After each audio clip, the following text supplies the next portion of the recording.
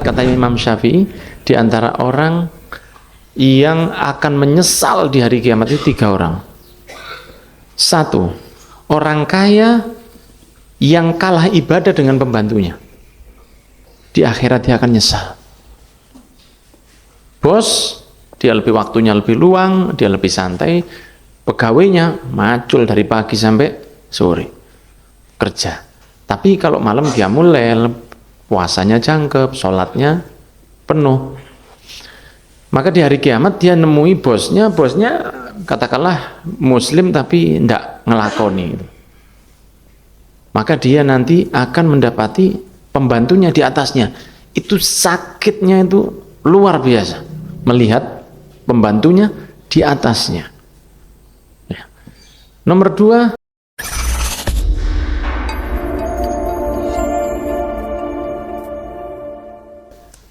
ya, sekarang di sini kita bahas bahwa memberi tamu atau saudara, nah itu sebaiknya barang yang baik, ya barang yang baik. Karena kalau kita tidak mau mendapatkan barang yang buruk atau kita menjaga diri kita dari memberi barang yang buruk, menjaga diri kita mendapatkan barang yang buruk itu mengkonsumsi sesuatu yang sifatnya tidak halal, maka kita akan perlu juga hati-hati supaya orang lain tidak dapat seperti itu. Saya tidak mau makan barang haram, maka saya juga mengusahakan supaya orang lain tidak dapat barang yang haram. Saya tidak mau mendapatkan makanan yang kurang bergizi, maka saya tidak memberi orang lain sesuatu yang seperti itu. Makanya dianjurkan dalam Islam supaya memberi orang pembantu di rumah makanan yang sama dengan apa yang kita makan sehari-hari. Jangan dibedakan. Dibedakan itu tidak disamakan, bukan dibuatkan bedak, bukan. Dibedakan, jangan. Sama. Jadi dia ngambil ini.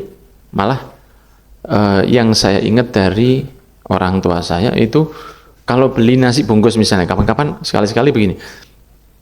Gimana sekarang kalau kita beli nasi bungkus, misalnya nasi pecel atau nasi apa sekarang, itu belinya pembantu selalu dibelikan yang sama.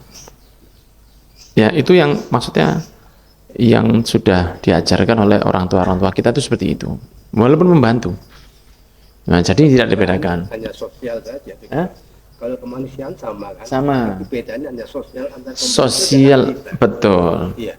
Hanya statusnya saja. Tapi kalau manusianya bisa jadi dia lebih baik dari kita, kan ngoten. Ya. Di antara kata Imam Syafi'i, di antara orang yang akan menyesal di hari kiamat itu 3 orang. 1, orang kaya yang kalah ibadah dengan pembantunya. Di akhirat dia akan nyesal. Bos, dia lebih waktunya lebih luang, dia lebih santai. Pegawainya macul dari pagi sampai sore kerja. Tapi kalau malam dia mulai puasanya jangkep, sholatnya penuh. Maka di hari kiamat dia nemui bosnya katakanlah muslim tapi tidak ngelakoni. Maka dia nanti akan mendapati pembantunya di atasnya. Itu sakitnya itu luar biasa. Melihat pembantunya di atasnya. Ya. Nomor 2, orang alim yang melihat santrinya lebih hebat dari dirinya.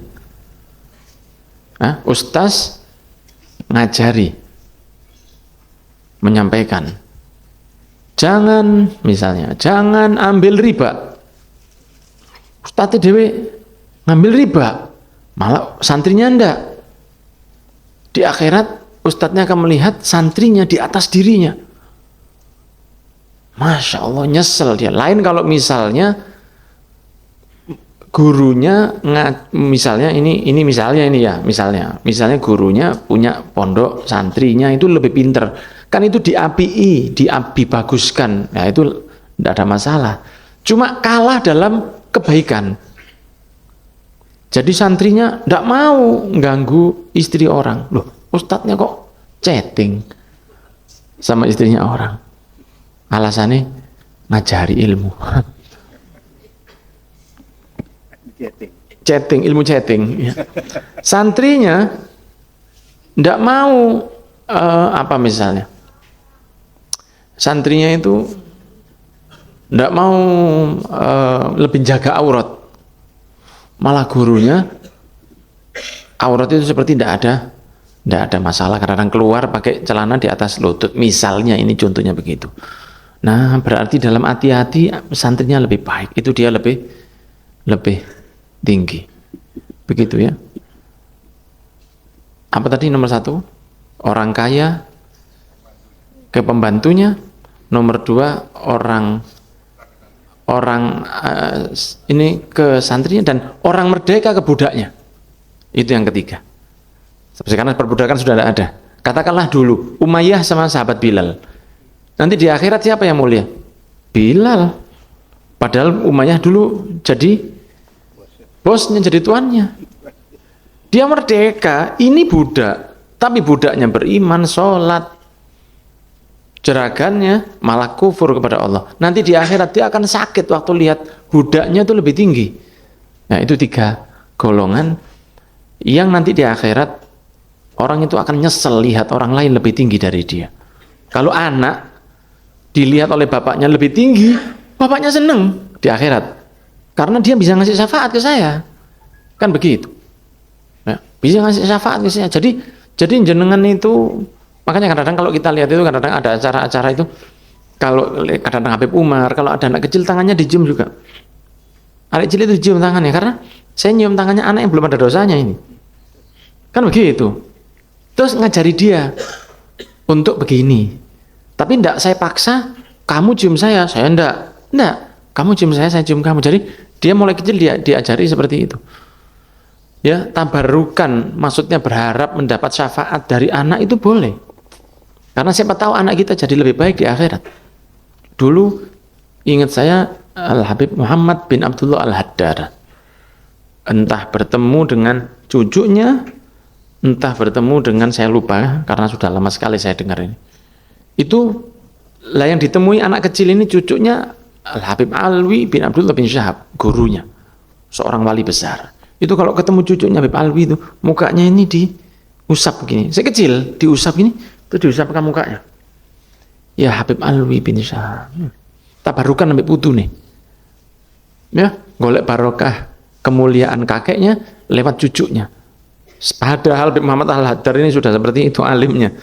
Ya, tapi masih begitu. Loh, kita tidak tahu, siapa tahu masuk surga gara-gara pembantu. Kita tidak tahu. Siapa tahu masuk surga gara-gara anak kita. Banyak yang begitu ceritanya. Orang tuanya repot, ternyata anaknya yang akan menolong. Nah, itu 3 golongan orang yang akan menyesal. Semoga kita tidak termasuk orang kaya yang kalah ibadah dengan orang yang pembantunya, juragan yang akan kalah dengan budaknya, dan orang alim yang kalah dengan santrinya. Wallahu a'lam bishawab.